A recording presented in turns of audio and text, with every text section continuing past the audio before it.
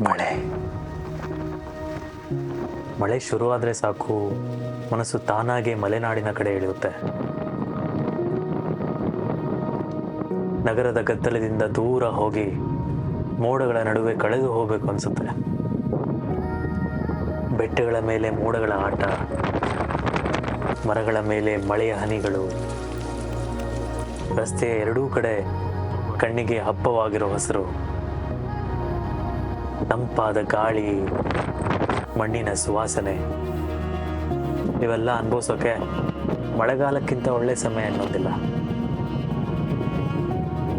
ಕೆಲವು ಪ್ರಯಾಣಗಳು ಜಾಗ ನೋಡೋಕ್ಕೆ ಅಲ್ಲ, ಆ ಜಾಗದ ಸೌಂದರ್ಯವನ್ನು ಮನಸಾರೆ ಸವಿಯೋಕೆ.